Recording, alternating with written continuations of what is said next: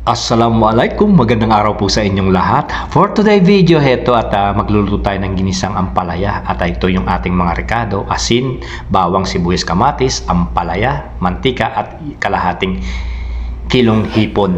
At hayan, maghihiwa muna ako ng sibuyas. Sandamakmak na sibuyas yung isasahog natin, igigisa natin. Nahawa na rin ako sa ibang lahi. At itong malaking bawang, isang peraso. Yan kasi ay magpapalasa sa ating lulutuin. Hindi kasi ako naglalagay ng MSG, yung monosodium glutamate. Yan yung nagpapalasa sa aking mga niluluto, yung bawang, sibuyas, para sumarap. At heto, hiwa-hiwain natin muna itong ating bawang na maliliit. At isunod naman natin itong ating sibuyas. Tingnan ninyo, napakadaming sibuyas. Hawang-hawa na ako sa ibang lahi. At itong kamatis naman, ayan, 2 piraso yan. At igigisa natin yan kasabay yung ating mga rekado, bawang, sibuyas. 3 klaseng lang yan, rekado. Yung bawang, sibuyas, kamatis. Ayan guys, nakita nyo naman, sibuyas, bawang at kamatis. At heto, bumili ako ng 3 piraso na ampalaya. Tingnan ninyo, oh, berdeng-berde. At ang pait niyan guys. Alam nyo ba, yung mga ibang lahi, pati buto, niluluto nila, mapait na nga, sinasama pa nila yung buto. Ewan ko bakit gustong-gusto nila yung ganito na hindi nila tinatanggalan yung buto. Sabi nila, masustansya nga. Oo nga naman, masustansya yung ampalaya, di ba? At alam nyo ba, itong ampalaya, vitamin C din pala yan. Kala ko, pag vitamin C, maasim, katulad ng mangga, yung mansanas, orange. Pero ito palang, ampalaya, vitamin C. Ngayon ko lang alam. At yung benepisyo nito guys, ay kapag mataas ang sugar mo, may diabetes ka, nakakapagpababa daw ito. At yung sa mga anemic naman, nakakapagpataas ng dugo. Para din ako si Dr. Ong eh. So ayan, hiniwa-hiwa natin muna itong ating mga rekado at itong ating ampalaya. At ayan, magigisa na tayo guys. At ilagay natin itong ating kawali, painitin natin. Ayan, at lagyan natin ng mantika. At magigisa na tayo. At heto yung bawang. Tingnan nyo, napakaraming bawang. Dahil nga hindi ako naglalagay ng betchin. Yun ang nagpapalasa sa aking mga niluluto. Yung ito, yung bawang, sibuyas.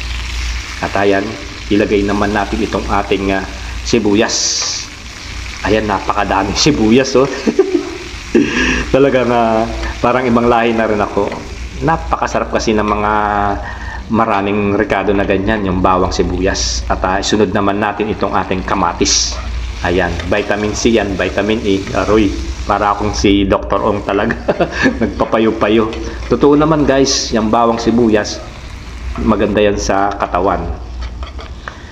At heto, ginisa na natin yung ating mga rekado, bawang, sibuyas, ganyan lang. At heto, yung ating kalahating hipon. Hindi ko na siya hinimay-himay, hindi ko na tinanggal yung kanyang ulo at ang kanyang balat. Kasi kapag ginisa natin yan at sinabawan, yan yung magpapalasa sa ating lutuin.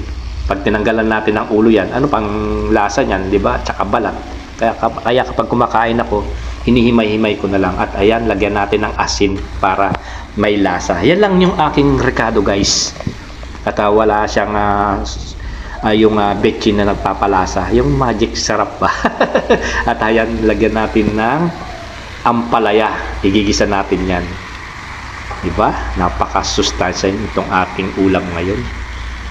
Ang vitamins niyan, alam nyo ba, from A, B, C, K, E. At ang mineral nito from calcium, magnesium, potassium, fiber, zinc. O saan ka pa? Vitamin E, nakakapagpaganda ng kutis, nakakapagpalinaw ng mata. Vitamin C, nakakapagpatibay ng ngipin at mga buto. O di ba? At ang vitamin A, nakakapagpadagdag ng dugo. O at mga sakit naman sa mga diabetic, di ba? At kapag na-stroke ka, maganda yung daloy ng dugo mo kapag kumain ka ng ampalaya. kuwang-kuwa ko na si Dr. Ong, ha? So, ayan, marami na kayo natututunan sa mga sinishare ko, lalo na sa mga pagkain, itong gulay, sa araw-araw na ginagawa ko. Ganyan lang ang buhay-buhay, guys. Sa araw-araw na sinishare natin, content natin, ayan, at meron kayong natututunan sa ibinabahagi ko na lutuin. At ayan, luto na yung ating ginisang ampalaya. At sana meron kayong natutunan at sa binahagi ko, sa pagluluto ko, kung ano yung mga benepisyo at nakukuha natin sa pagkain ng mga gulay na ganito. Sabi nga nila, health is wealth, di ba? Pampahaba ng buhay. Kumain tayo ng maraming gulay. Nagsawa na rin ako sa mga pagkain dito na mamantika, kagaya ng broasted, paham, kabsa. So yan, gulay naman. So ayan guys, maraming salamat. Enjoy watching!